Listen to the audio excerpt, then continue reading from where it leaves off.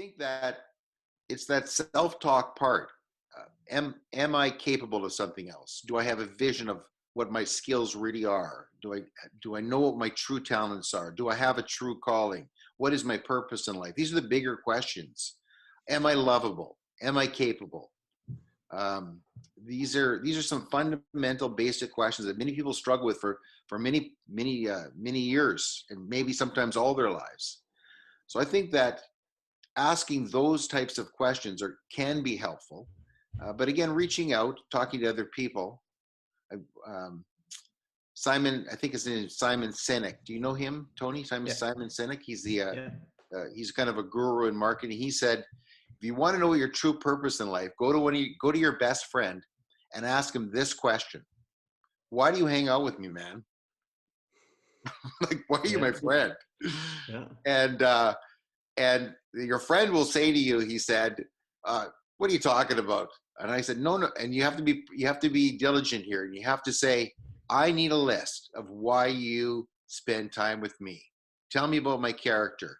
Tell me about my personality. Tell me about why you spend time with me. And I need that list. I can't leave this conversation until I have that list. And I thought, man, that's some truth right there. That is what an amazing question to ask. It takes courage to do something like that. Eh? I've asked that question, maybe not that directly, but to all my friends at some point in time, right? And I've got this list in my head of why I'm capable, of what my skills are, of why I'm lovable, right? Why my friendship is of value. So I've got those answers. So I'm okay with that question. But man, what a powerful question to ask if you're not sure. You look in the mirror and you think, if you're thinking the word loser, like I did, that was part of my 20s, right? Struggling, failure, et cetera, et cetera, et cetera. I used to look in the mirror and go, loser, because that was the proof. The proof was right there. I had 100 things happen to me that weren't good. I probably had 10,000 things happen to me that were good, but the 100 things were like clouding my judgment, stopping me from moving ahead, creating massive amounts of fear in me. And all I could see was loser. I'd look at me and go, loser. Tony, your point. This is an opportunity. It's a mindset.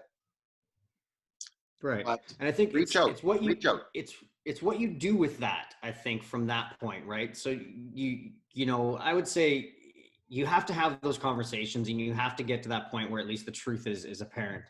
And I don't know necessarily what the best way to defeat fear is, or to handle this fear as every single person, but I guess from my perspective, there's been two things that have helped me.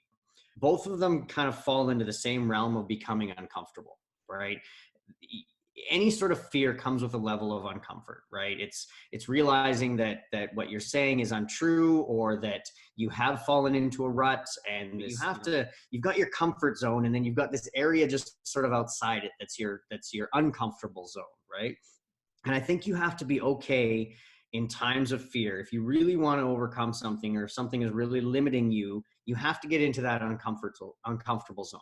And I think there's a physical way that manifests, and a sort of emotional or verbal, mental way that manifests. And I think that the physical way of doing it is really just sort of getting started in certain forms, right? And you think about it, people who have fears of snakes and spiders and things like that, they sort of like see one in the same room, and then they get comfortable with that for a month, and then they kind of gradually progress down that phase.